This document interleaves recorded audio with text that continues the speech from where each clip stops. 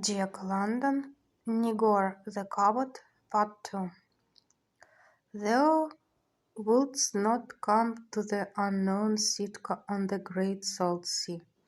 In that place there be many Russian folk, and their rule is harsh. And from Sitka old Kinus, who was young Kinus in those days, fled away with me, a babe in his arms, along the islands in the midst of the sea. My mother, dead, tells the tale of his wrong. A Russian dead with a spear through breast and back tells the tale of the vengeance of Kinus.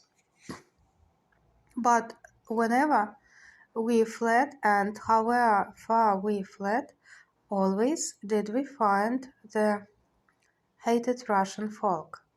Kinus was unafraid, but the sight of them was a hurt to his eyes. So we fled on and on through the seas and years till we came to the great folk sea Nigor, of which thou hast heard, but which thou hast never seen. We lived among many peoples, and I grew to be a woman, but Kinus, growing old, took to him no other woman, nor did I take a man.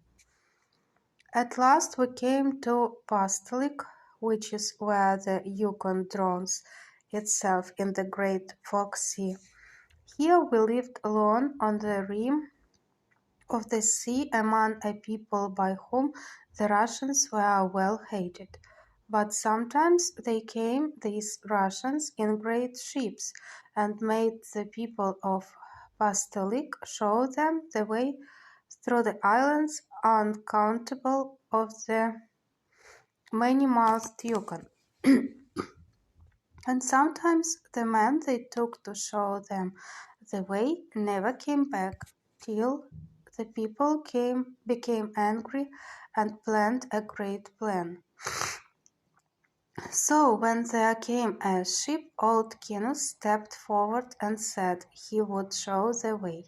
He was an old man then, and his hair was white, but he was unafraid, and he was cunning, for he took the ship to where the sea sucks into the land, and the waves beat white on the mountain called Romanov.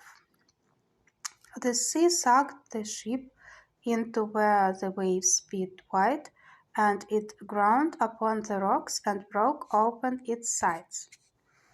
Then came all the people of Pastolik, for this was the plan, with their war spears and arrows and some few guns.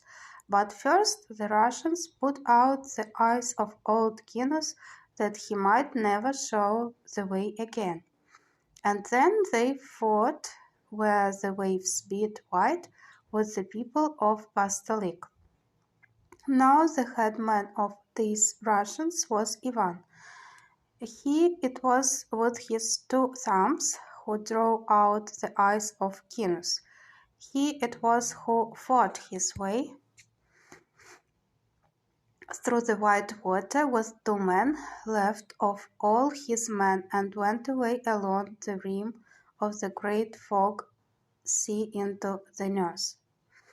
Kinus was white. He could see no more and was helpless as a child. So he fled away from the sea, up the great strange Yukon, even to Nulato, and I fled with him. This was the deed my father did Kinus, an old man. But how did the young man Nigor? Once again she silenced him.